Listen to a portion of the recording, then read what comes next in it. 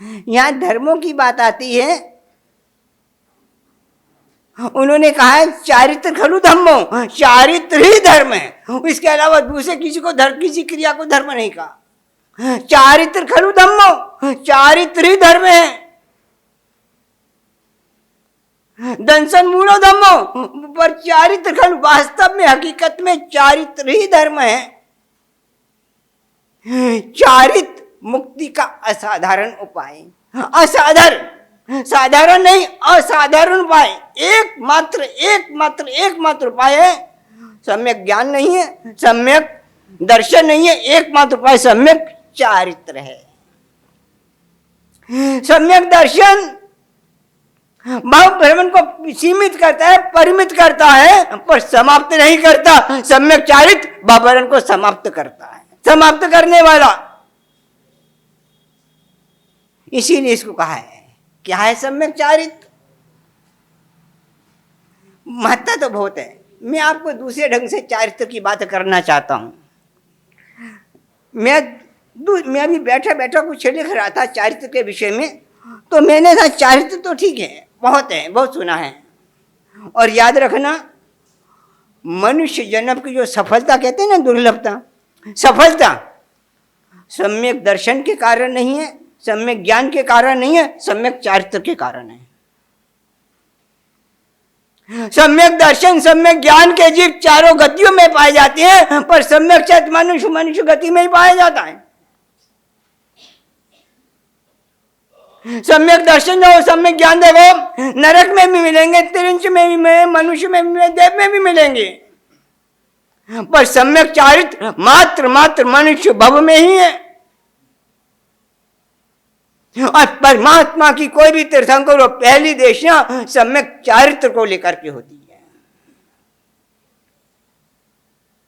तीर्थंकर महावीर की जो पहली देशना निष्फलता की बात है, उसमें मात्र इतना ही हुआ कि किसी ने चारित्र धर्म अंगीकार नहीं किया।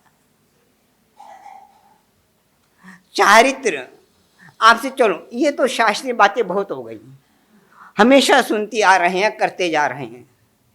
इनको छोड़कर मैं दूसरी बातें करना चाहता हूं। आज कुछ समय कम है। आपकी दृष्टि में सम्यक चारित्र क्या है? सम्यक चारित्र किसको कहना? किस क्रिया को सम्यक चारित्र कहोगे आप? बोलो, किसको कहोगे सम्यक चारित्र? है श्रद्धा। याद रखो, जहां सम्यक चारित्र है वहां नियम से सम्यक दर्शन, सम्यक ज्ञान तो है ही है। सम्यक चारित्र, सम्यक दर्शन, सम्यक ज्ञान के बिना तो होता ही नहीं है।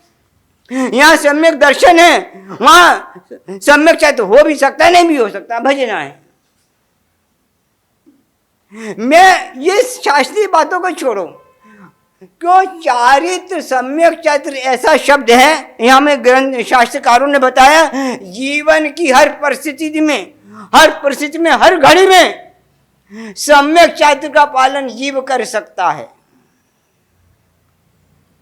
हर घड़ी में, हर परिस्थितियों में, सुबह दिन में रात, कहीं भी हो।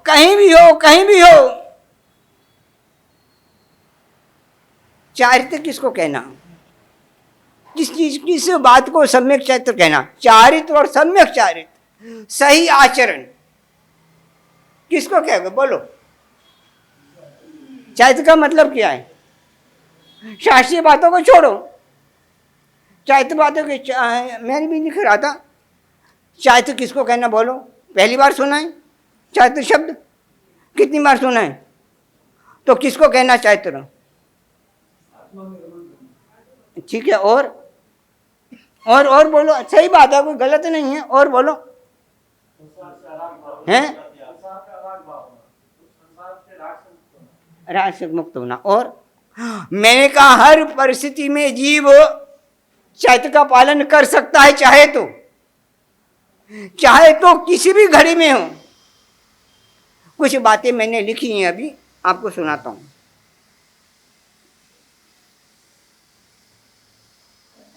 अघाती कर्मों के समय, अघाती कर्मों के उदय के समय जो चीज प्राप्त हो जाए उसमें समभाव रखना, यह चारित्र है।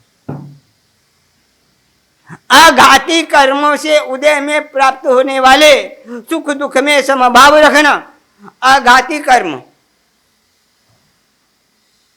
घाती की बात नहीं है, आघाती की बात है। आघाती कर्म की अपेक्षा से चारित्र अलग है, घाती कर्म की अपेक्षा से चारित्र अलग है। आप तो एक ही बात सबको कहते हैं, नहीं नहीं नहीं, घाती कर्म की अपेक्षा से चारित्र की परिभाषा अलग आएगी, आघाती कर्म की अपेक्षा से अलग आएगी।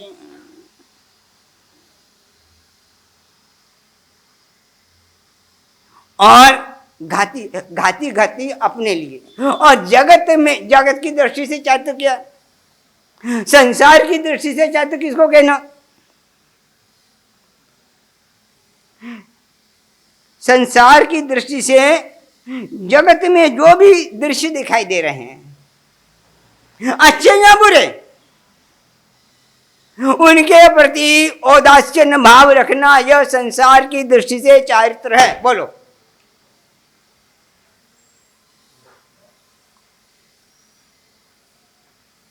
संसार की दृष्टि से भी चारित्र का पालन जीव को करना चाहिए।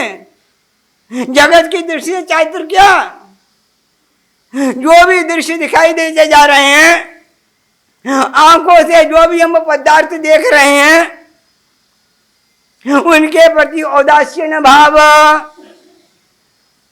यह चारित्र है। किसकी दृष्टि से है? जगत की दृष्टि से है। व्यवहार की दृष्टि से चारित्र क्या है? व्यवहार की दृष्टि से चारित्र क्या है? बहुत ऊंची चीज है। दीक्षा से भी ऊंची चीज है व्यवहार की दृष्टि से चारित्र का पालन। दीक्षा से भी ऊंची चीज है। आप जिसको दीक्षा दीक्षा उससे भी ऊंची चीज है। वो ऐसी चीज है व्यवहार में हर परिस्थितियों में पालन, और हर तीर्थंकर का जीव हर घड़ी में, हर भव में, तीर्थंकर का भव छोड़ो, हर भव में उसका पालन करता है। उसको हमारे यहाँ व्यवहार की दृष्टि से चारित्र कहा गया है। औचित्य पालन, औचित्य पालन व्यवहार की दृष्टि से चारित्र हुआ। परमात्मा तीर्थंकर के जीवन उठा के देखो, कितने जीवन उठा के देखो, भगवान महावीर का जीवन उठा के देखो। माता पिता उसको पढ़ने के लिए लेके जाने चाहती है, पढ़ाई के लिए लेके जाता चाहती है ना, तो परमात्मा ये नहीं कहते मैं जानता हूं। औचित्य का पालन परमात्मा महावीर ने हर घड़ी और परिस्थिति में किया है। और यदि हम होते, अरे ये तो मेरे को आता है, ये तो मैं जानता हूं, ये तो मैं समझता हूं, औचित्य पालन नहीं, सबसे बड़ी चीज है व्यवहार का चारित्र। औचित्य पालन, औचित्य पालन, औचित्य पालन। कौन सा धर्म ऐसा है जो औचित्य पालन में नहीं आता? औचित्य का पालन नहीं है। साधु बन गए, साध्वी बन गए, पर औचित्य का पालन वहां भी नहीं कर रहे।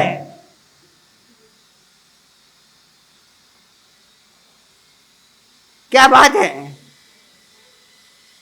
औचित्य, औचित्यता का पालन हर परिस्थिति में, हर रिश्ते, हर व्यवहार में औचित्यता का पालन है, तो व्यवहार चारित्र गया। इसीलिए मैंने कहा जिंदगी की कोई भी परिस्थिति ऐसी नहीं है, कोई घटना ऐसी नहीं है यहां जीव चारित्र का पालन नहीं कर सकता। इतना बड़ा विशाल है। हर परिस्थिति, हर समय में जीव कर्म का बंधन कर रहा है कि नहीं कर रहा, तो उस समय में भी वो चारित्र का पालन करके कर्म का क्षय कर सकता है कि नहीं? फिर क्या बात है? खाली एक चीज को चारित्र घुसे आपने मान लिया? नहीं, बहुत विशाल है। हर घटना, हर परिस्थिति में जीव को केवल ज्ञान हुआ कि नहीं हुआ? तो बिना चारित्र के केवल ज्ञान हुआ, तो फिर उसने पाला कि नहीं पाला चारित्र का पालन? क्या बात कर, इतना बड़ा शब्द है चारित्र का। हर घर में परिस्थिति में हम पालन कर सकते हैं। सुनते समय, बैठ समय, खाते पीते उठते हर जगह पालन कर सकते हैं। ये कि नहीं कर सकते? हमने इसको बहुत संकुचित बना दिया है, बहुत संकुचित बना दिया है। औचित्य पालन परमात्मा से प्रार्थना की जाती है पंचसूत्र में, परमात्मन कब भव होगा तेरे प्रसाद से मेरे जीवन में औचित्य पालन आए। औचित्यता का पालन नहीं है, यानी यहां औचित्यता का पालन है ना, समझना, वहां जीव की दृष्टि आत्मा पर जाएगी, तब औचित्यता का पालन कर पाएगा। जब उसके सांसारिक संबंधों के हिसाब से उसे ऊंचा उठेगा तो औचित्य का पालन होगा ना। हाँ, संसार की दृष्टि से क्या कहा मैंने, व्यवहार की दृष्टि औचित्य पालन, ठीक है। पदार्थ की दृष्टि से स्वरूप रमणता चारित्रपाल, ये पदार्थ की दृष्टि से है, स्वरूप रमणता नहीं है तो पदार्थ की दृष्टि से चारित्रपालन नहीं है। क्या बात है, पदार्थ की दृष्टि से कहां है चारित्रपालन, बहुत ऊंची चीज है।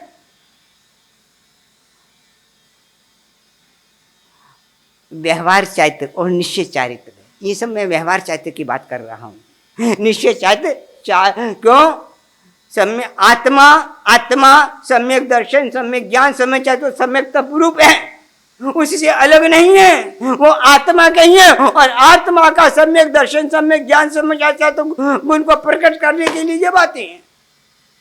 और इनसे, इन क्रियाओं से, इनके माध्यम से यदि आत्मा का गुण ये प्रकट न करे तो ये दर्शन ज्ञान से सम्यक नहीं है, गुण प्रकट करने के लिए है। इसीलिए इनके साथ बहुत सम्यक शब्द लगा है। दर्शन भी है हमारे पास, ज्ञान भी है, चारित्र भी है, तप भी है, पर वो हमारा सम्यक नहीं है। इसीलिए वो संसार के भ्रमण का कारण बनता है। जब सम्यक हो जाएगा तो भ्रमण का कारण नहीं बनेगा, सीधी सी बात। और चारित्र सिद्धों में भी तो पाया जाता है ना, तो वो कोई क्रिया करते हैं, नहीं करते, वहां स्वरूप रमणता चारित्र है और पदार्थ की दृष्टि से है। तो खाली एक ही बात हम नहीं करें,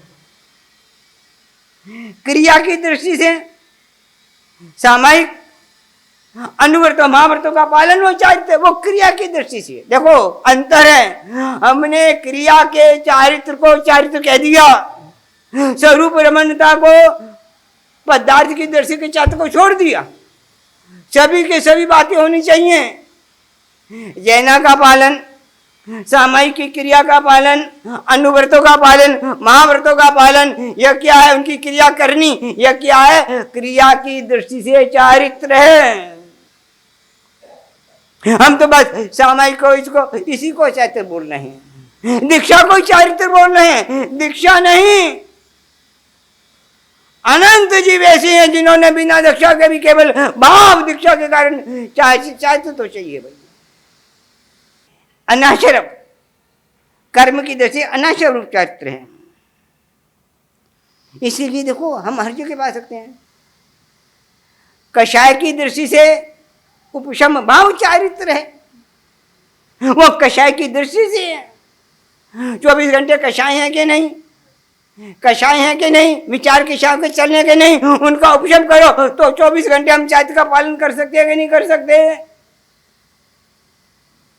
खाली सामयिक लेने की बात नहीं कर रहा मैं, वो भी है, वो क्रिया रूप में है। पर कषायों की अपेक्षा से क्रोध मान लोभ, क्रोध माया बल राग द्वेष की अपेक्षा से कषायों का जो उपशम भाव है, कषाय उदय में आएंगे, सत्ता में तो निश्चित आने वाले हैं। उस समय उनका यदि हमने उपशम कर दिया तो क्या किया हमने, चारित्र धर्म का पालन किया।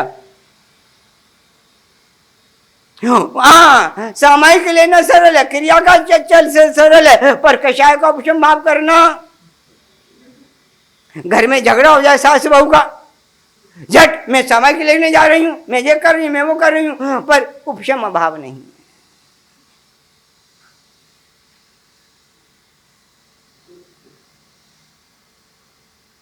उपशम भाव नहीं है।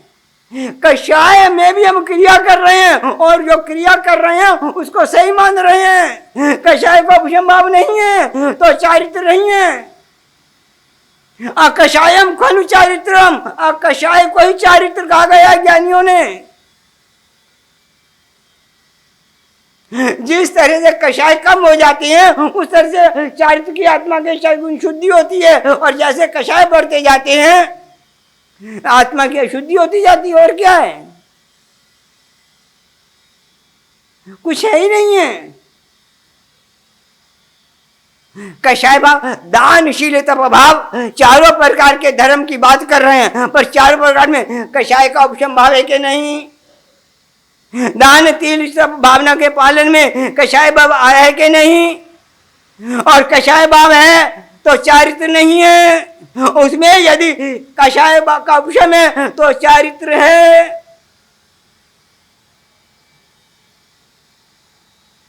कब कब कषाय का उपशम किया हमने,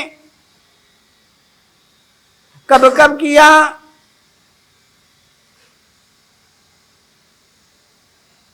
मंदिर में गए, परमात्मा की पूजा करने के लिए गए, आप गए, किसी बड़े तीर्थ में गए, चढ़ावे बोल रहे थे, आपकी भी इच्छा हुई चढ़ावे बोलने की, आपने कहीं चढ़ावे बोले, चंदन पूजा का चढ़ावा आपके नाम छूट गया, आपको बड़ी खुशी हुई कि चंदन पूजा का चढ़ावा मेरे को मिल गया, और आपने सोचा अरे चंदन पूजा का चढ़ावा मिला है तो मैं खुद चंदन घिसूं, दूसरे का घिसा हुआ नहीं लो, खुद का चंदन घिसूं, खुद चंदन घिसूं। और बड़े भक्ति भाव से, बड़े भाव से आप परमात्मा के चंदन पूजा का चढ़ावा मिला और आपने अपना 100 द्रव्य का चंदन घिसा है भाई, और घिस के थाली में रखा चंदन रखा है बहुत, और भारी भक्ति भाव से आप परमात्मा के दरबार में आए कि आज ओहो पुण्य का उदय, परमात्मा की कृपा बरसी कि चंदन पूजा का चढ़ाव मेरे को मिल गया, हाथ में है चंदन है। और पहले चंदन करने से पहले, आप जाने से पहले आपने वो दोहे बोले, कौन सा दोहा चंदन पूजा का है? बोलो सही। हाँ, शीतल।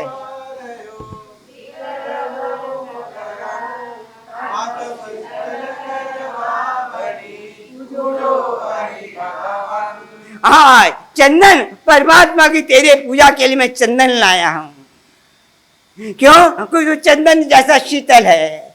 याद रखना, परमात्मा के जितने द्रव्यों की पूजा है वो सब पर सभी द्रव्य परमात्मा के गुणों से संबंधित है। कोई भी ऐसा द्रव्य नहीं है जो परमात्मा के गुणों से संबंधित नहीं हो, और परमात्मा के गुणों से संबंधित है और अपने दोषों से संबंधित है। लाया हे हरिअंग, क्या है शीतल में? तू कैसा चंदन जैसा शीतल है। चंदन को काटा जाए शीतलता नहीं छोड़ता, चंदन को जलाया जाए, चंदन को घिसा जाए, चंदन को कुछ भी किया जाए, चंदन अपनी शीतलता छोड़ता है। परमात्मा भी, तू भी ऐसा शीतल है, और तेरे जैसा मैं भी शीतलता का अंग आए, शीतलता आए, इसके लिए मैं क्या लाया हूं? चंदन लाया हूं। तेरे जैसा शीतल बनने के लिए चंदन लाया हूं। और आपको पता है कि भाई चढ़ावा किसका है? मेरा। पता है कि नहीं? चढ़ावा मेरा। इसका मतलब क्या? इसका मतलब क्या? पहली पूजा यही है ना चढ़ावे का मतलब, कि दूसरा है? यही है ना, दूसरा तो नहीं ना। वो बड़ी भक्ति, आपको पता है बस पहली पूजा मेरी है, करूंगा, ये करूंगा, वो करूंगा, ठीक है। चंदन पूजा का दोहा बोला, सब कुछ किया, बहुत भक्ति भाव से बोला, और जैसे ही आपने गर्भगृह में कदम रखा, निश्चय ही निश्चय निश्चय बोल के कदम रखा, आपने देखा कि दूसरा व्यक्ति देर से पहले चंदन पूजा कर रहा है।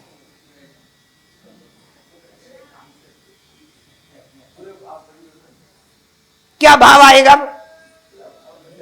है क्या है? क्या भाव आएगा? सच सच बोलो, क्या भाव आएगा? क्या क्या भाव आएगा बोलो? है क्या मेरा चढ़ावा है? और आपने अभी कहा है कि परमात्मा ते चंदन जैसा शीतल बनूं। चंदन जैसी शीतलता है, इसलिए चंदन तेरी पूजा के लिए लाया हूं। अरियांग चंदन शीतल, शीतल गुण मेरे में प्रकट है, शीतलता मेरे में आए, तेरी जैसी शीतलता, उसके लिए तो मैं चंदन लाया हूं। और जैसे देखा दूसरा व्यक्ति पूजा कर रहा है, चंदन पूजा दूसरा कर रहा है और चढ़ावा मेरा, क्या हुआ उस समय है? क्या होगा उस समय? क्या भाव आएगा? है मगन में शीतलता नहीं आएगी।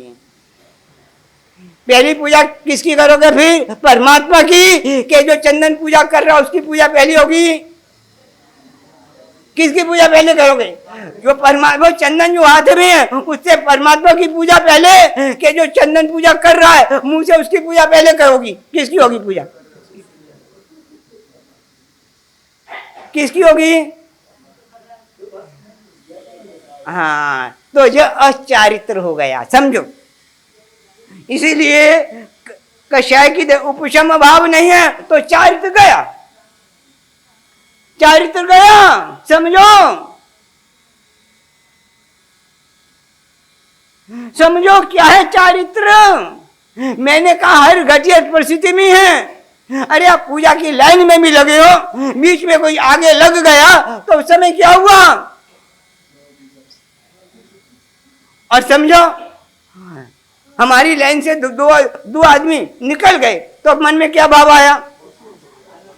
हाँ, उपशम भाव नहीं रहा, समझो। कोई आ गया तो क्या और कोई चला गया तो क्या? उपशम भाव चारित्र है कषाय की दृष्टि से। इसीलिए मैं हर घड़ी हर परिस्थिति में हर समय चारित्र का पालन जीव को करना चाहिए। ऐसे तीर्थंकरों का उपदेश है, उनका संदेश है। हर घड़ी कोई बहाना नहीं। हम बहाने बनाने में बड़े माहिर हैं, बहाना नहीं। क्यों? हर समय में जीव कषाय चारित्र का पालन कर सकता है। कोई भी ऐसी घड़ी परिस्थिति नहीं है जीव चारित्र का पालन नहीं कर सकता। क्यों? क्योंकि चारित्र आत्मा का गुण है, और गुण है तो 24 घंटे साथ में है, आत्मा से अलग नहीं है।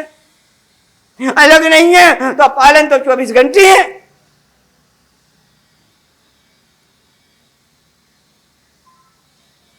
चौबीस घंटे पालन क्यों नहीं हो सकता?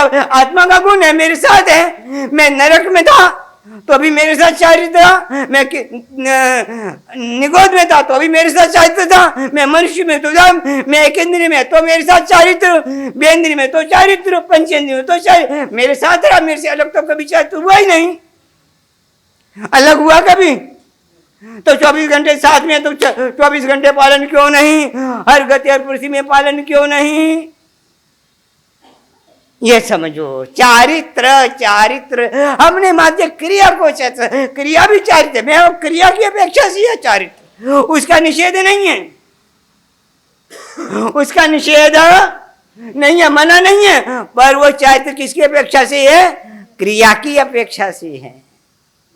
और कोई भी क्रिया हो वो आत्मगुण को प्रकट करने के लिए क्रिया है, आत्मा में भाव पैदा करने के लिए क्रिया है। और यदि उसे आत्मा में भाव पैदा नहीं हुआ, गुण प्रकट नहीं हुआ, तो क्रिया जड़ क्रिया रही। कषाय की अपेक्षा से चारित्र क्या है? उपशम भाव। वो कषाय की अपेक्षा से है। समय पूरा हो गया, नहीं तो और भी कुछ बातें थी मैंने लिखी थी अभी। हैं क्या? 11:30 बज गए। तो और करना ठीक है। नहीं आज चलो जी। अच्छा, कौन कौन सा प्रकार हो गया?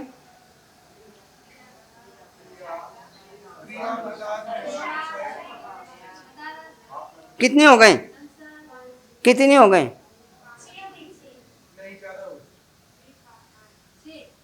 6 हो गए। अच्छा, इंद्रियों के विषय, इंद्रियों के विषय, 5 इंद्रियां कौन कौन सी हैं? और 5 इंद्रियों के कितने विषय, विकार कितने? हाँ, समझो।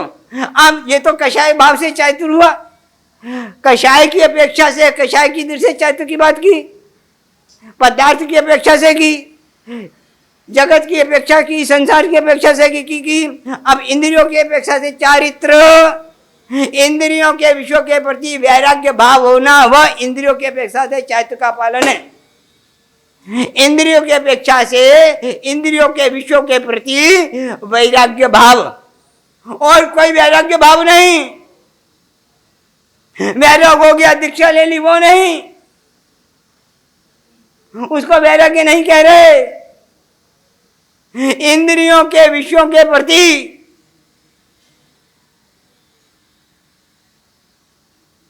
कान के प्रति क्या सुनते हो? कान से क्या सुनना अच्छा लगता है? सत्य बात सुननी अच्छी लगती है कि सही बात सुननी अच्छी लगती है? कि प्रशंसा बात सुननी अच्छी लगती है? प्रशंसा सुनने अच्छा लगता है कि सत्य बात सुननी अच्छी लगती है? मीठा है ना, बड़ा मीठा है, तो हाँ, तो उसके प्रति जो विराग आ गया तो वैराग्य नहीं है, तो चारित्र नहीं है। समझो, बहुत ऊंची चीज है, सामान्य चीज नहीं है। सुनते समय भी हम चारित्र का पालन करें, सुनते समय भी चारित्र का पालन करें। कान कब खड़े होते हैं? अपनी प्रशंसा सुनने में जितना रस आता है, अपनी निंदा सुनने में भी उतना रस है। वैराग्य कहां पर आता है? इंद्रियों के विषयों के प्रति वैराग्य, वैराग्य आ जाए वो चारित्र हो गया। देखो, एक एक इंद्रियों को देखो, एक एक। आज तक मुझे बताओ, इतनी बार तक हमने आराधना की, होली की, सब किया क्रिया की, किया प्रतिबंध किया, समाचरी का किया, इतना तब जब किया, इंद्रियों के विषय वैराग्य कब आया? बोलो, कब आया? कान के प्रति आया, आंख के प्रति आया, नासिका के प्रति आया, जबान के प्रति आया, के शरीर के प्रति आया? कब आया वैराग्य भाव? तब नहीं आया तो चैत्र का पालन क्या हुआ? बोलो, तो फिर कौन से चैत्र की बात करो?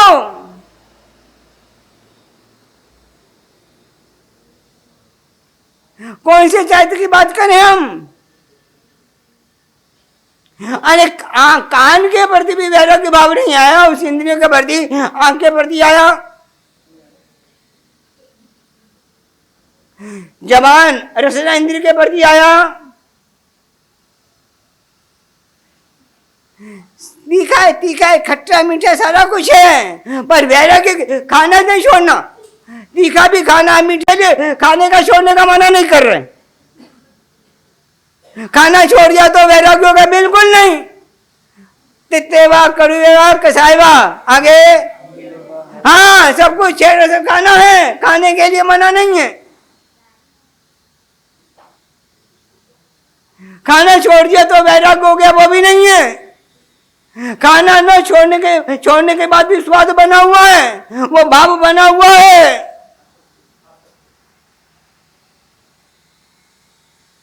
तो चारित्र नहीं है।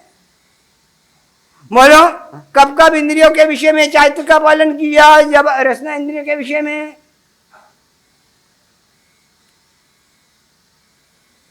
कब कब किया? जिस दादा की छत्र छाया में हम बैठे हुए हैं, इस आदिनाथ दादा की जो छत्र छाया में बैठे हुए हैं, आहार के लिए गए, छठ का पक्ष खाने, पारने का दिन आया, आहार के लिए गए, आहार नहीं मिला, कितना संयम रखा। और ऐसे नहीं प्रतिदिन आहार के लिए जा रहे हैं।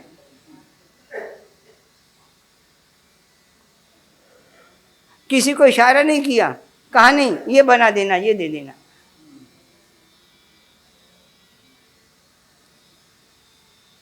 कहा किसी को?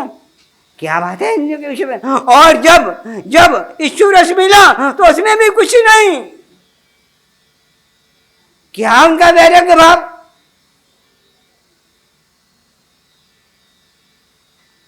क्या वैराग्य भाव? और हम कितनी तपस्या करते भी रसना इंद्रियों के विषय में कंट्रोल नहीं, तो वो क्या है? वो चारित्र नहीं है, वो लंघन हुआ।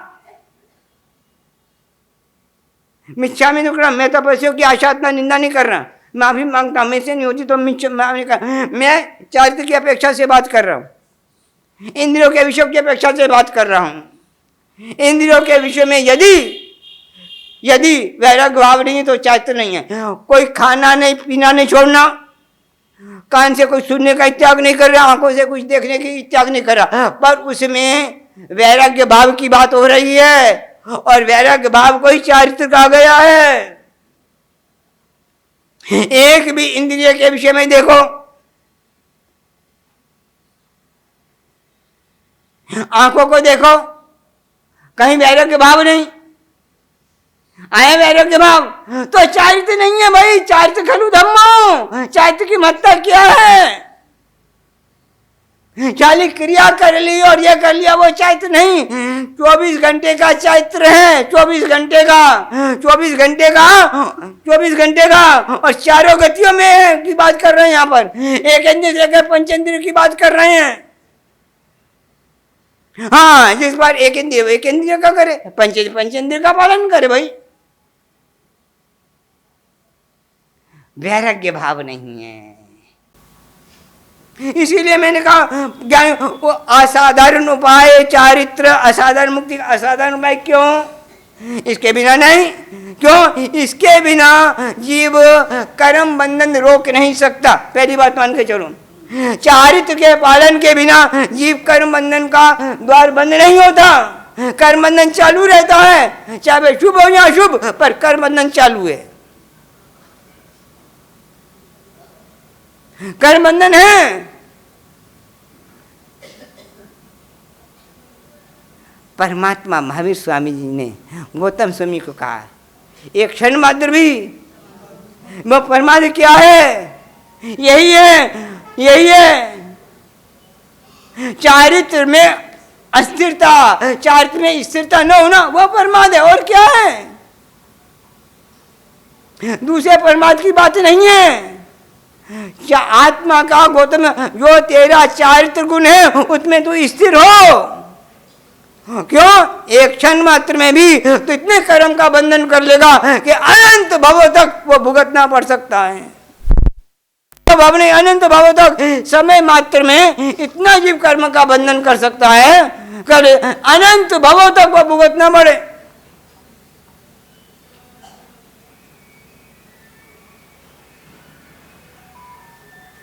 क्या बात है? वहां परमात्म जो की बात की गई है वो आत्म गुणों में अस्थिरता रूप परमात्मा की बात कही है परमात्मा महावीर स्वामी जी ने गौतम स्वामी जी को। दूसरे परमात्मा की बात नहीं है। क्या बात है? क्या है? एक भी इंद्रियों के विषय में। अरे मैं कहता हूं 24 घंटे छोड़ो, अपन सामायिक करते हैं कितनी देर की, मंदिर जाते हैं कितनी देर के लिए, उतने समय में भी इंद्रियों के विषयों के प्रति वैराग्य है। उतने समय में भी 24 घंटे में उतने समय भी इंद्रियों के विषय के प्रति वैराग्य है, तो फिर चारित्र नहीं है भाई।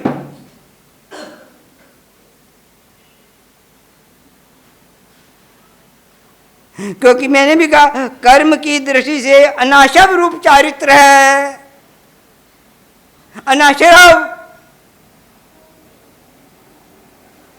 अनाशरव नहीं है, तो आशरव है, अनाशव रूप चारित्र है।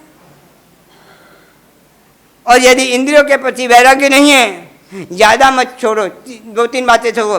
कषाय के प्रति उपशम भाव, इंद्रियों के विषय के प्रति वैराग्य भाव, वो चारित्र हैं। ना तो हमने आज तक कषाय कम की है, ना इंद्रियों के विषयों के प्रति वैराग्य भाव कम किया। कषाय को उपशम भाव आया कभी उपशम भाव? कितनी बार आया? मजबूरी में आया होगा, गुस्सा नहीं किया होगा, मजबूरी में, हाँ, अंदर दबा दिया होगा। उपशम भाव तो नहीं हुआ ना, दमन है, दमन हुआ, शमन नहीं हुआ। और फिर जो दमन करते फिर अंदर से उभरता, फिर कभी ना कभी उभरता है। इसीलिए चारित्र को समझने की जरूरत है। क्या चारित्र है? परमात्मा के जीवन में, ज्ञानी भगवंतों के में अनंत प्रकार का चारित्र पाया जाता है। कितने प्रकार का? अनंत प्रकार का चारित्र है भाई। और आज हमने मात्र क्रिया की दृष्टि से जो क्रिया की जाती है उसको ही चारित्र कह रहे हैं। क्रिया की दृष्टि से जो क्रिया की जाती है उसको चारित्र कहते हैं ना, दूसरे को चारित्र की बात ही नहीं कर रहे हैं। चारित्र का एक ही काम, एक ही है, दो तीन काम है। पहला कौन सा काम है चारित्र का पता है? आते हुए कर्मों को रोक देना, यह चारित्र का काम है। आते हुए कर्मों को रोक देना। और दूसरी बात, जो उदय कर्म में आए उनको समान भाव से क्षय कर देना, यह चारित्र का काम है। और क्या है चारित्र? आते हुए कर्मों को रोकना, यह चारित्र का काम है। और जो कर्म बंधे हुए हैं, उदय में आ रहे हैं, आते हुए उनको इस तरह से भोगना कि दोबारा बंद ना हो, उनकी निर्जरा करना, वो चारित्र का काम है। और है क्या चारित्र? लंबी चौड़ी बात ही नहीं है।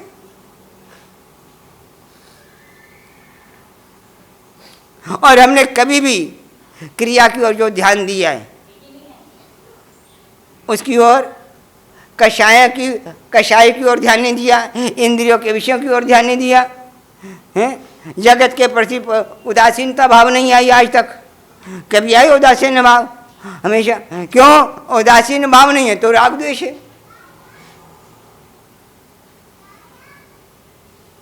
सीधी सी बात, और कुछ है नहीं है। कभी घाती कर्मों की अपेक्षा से भी नहीं विचार किया चाहे तो क्या है? ठीक है, एक और आगे चलो मानो,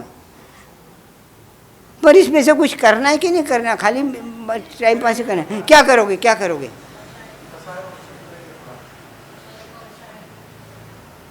चलो एक और बता देता हूँ। कितने हो गए? 7 हो गए ना? तो एक और बता देता, चलो 8 है ना? 8 पदे 8 बताता हूँ। जीवों के प्रति, जीवों की अपेक्षा से, अनंत जीव हैं, उनकी अपेक्षा से चारित्र क्या है?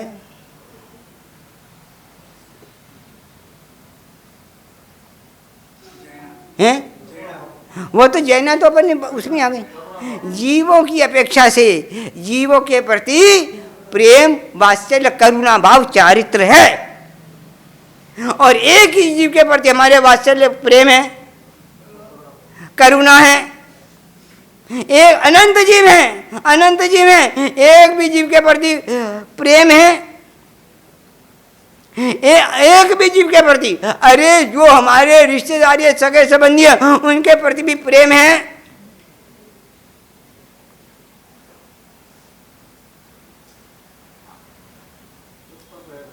एक भी जीव के प्रति प्रेम है, करुणा है, वात्सल्य, तो चारित्र।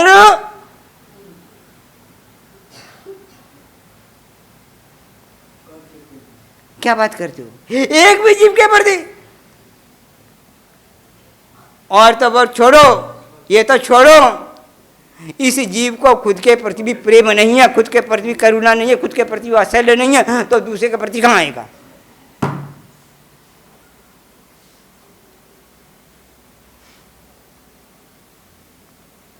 कहाँ आएगा? मैं आपसे पूछूं, परमात्मा ने क्या किया है?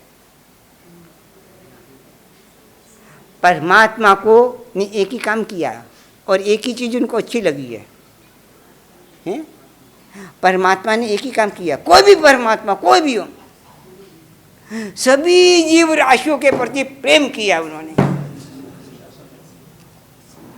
अनंत जीव राशियों के प्रति प्रेम प्रेम प्रेम, करुणा करुणा करुणा, वात्सल्य वात्सल्य वात्सल्य, अनंत जीवों के प्रति, एक के प्रति नहीं।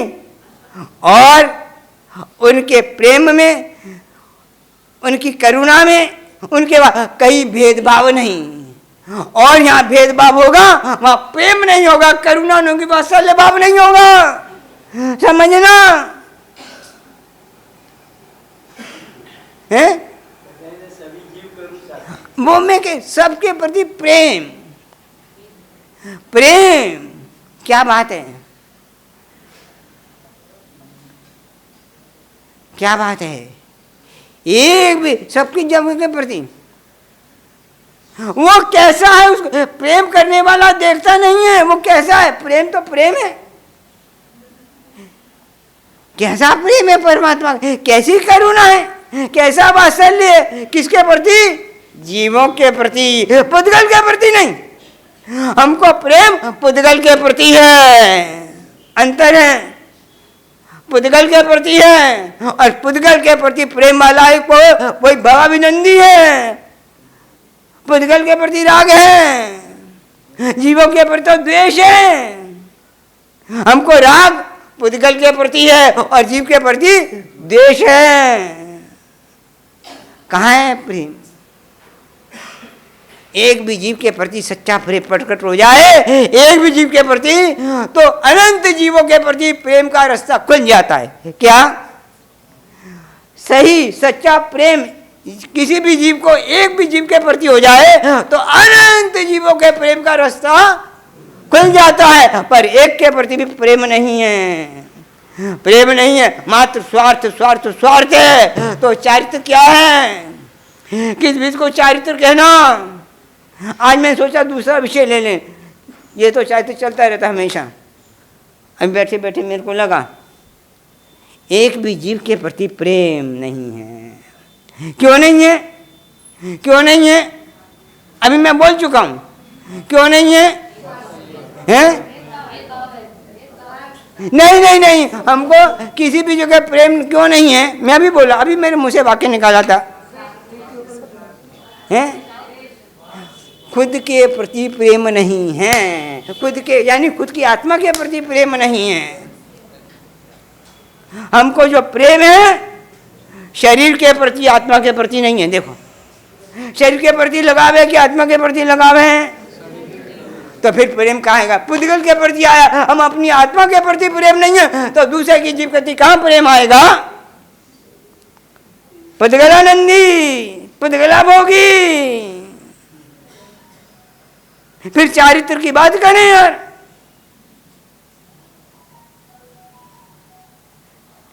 क्या बात करते हैं, क्या बात है।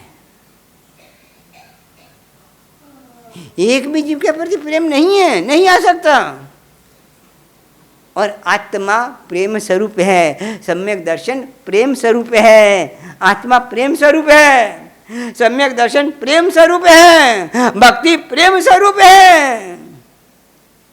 प्रेम सभी निकल जाए तो रुका, ज्ञान भी प्रेम स्वरूप है, सम्यक दर्शन सम्यक ज्ञान प्रेम स्वरूप है। प्रेम निकल गया तो प्रेम आत्मा का गुण है, हकीकत का प्रेम आत्मा का गुण।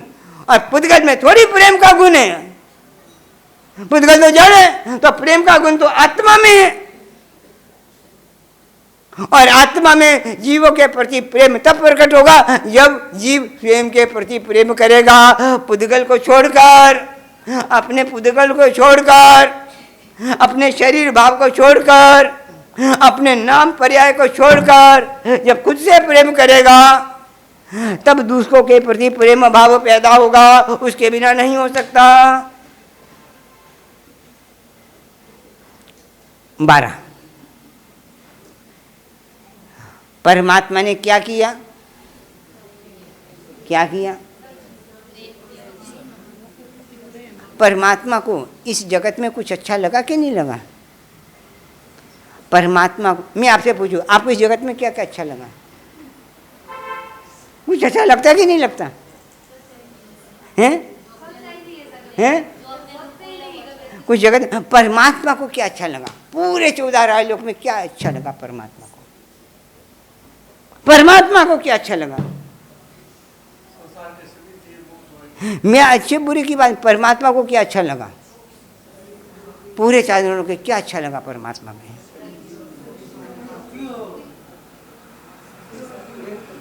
चलो, मुझे अच्छा लगा प्रेम की बात। 12 बज गए, नहीं तो मैंने 2-4 और भी लिखे थे कि चारित्र क्या है, चारित्र क्या है। मुझे आज मतलब मैं चारित्र के विषय में, नहीं तो मैं कहानी वानी, क्योंकि कहानी तो हमारे पन्यास जी ने सुना दी, तो मैंने कहा चलो भाई पन्यास जी तो अब कुछ चारित्र के विषय में बात करें। चारित्र और आत्मा का क्या संबंध, सम्यक दर्शन और आत्मा का क्या संबंध, सम्यक ज्ञान और आत्मा का क्या संबंध, सम्यक चारित्र और आत्मा का क्या संबंध, सम्यक तप और आत्मा का क्या संबंध।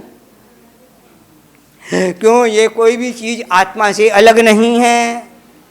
यह गुण जड़ में नहीं पाए जाते, यह गुण चेतन में पाए जाते हैं। चेतन यानी मैं खुद, तो मेरे से संबंधित हैं।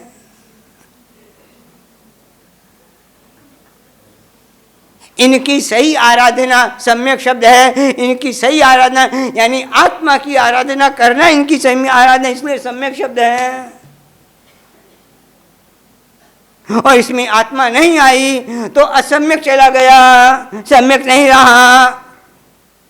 इतनी बातें और क्या है? आत्मा केंद्र में है तो दर्शन ज्ञान से सम्यक, आत्मा केंद्र में नहीं है तो सम्यक ध्यान तो सम्यक नहीं है। और है क्या? और आज तक ये आराधना करते हुए आत्मा केंद्र में नहीं आई, केंद्र बिंदु आत्मा नहीं बना, इसीलिए वो सम्यक नहीं हुआ। ठीक है, तो कुछ बातें आज मैंने बताई कि भाई चारित्र क्या है। हर घड़ी, हर परिस्थिति, हर क्षण, उठते बैठते सोते जाते खाते पीते, वो बोलते हैं ना नमकार मंद है, क्या बोलते हैं? उठते समय, सोते समय, जागते समरो, समरो मंत्र मलो नमकार। तो 24 घंटे की बात है, तो उस समय 24 घंटे चारित्र का पालन है, चारित्र धर्म का पालन 24 घंटे है।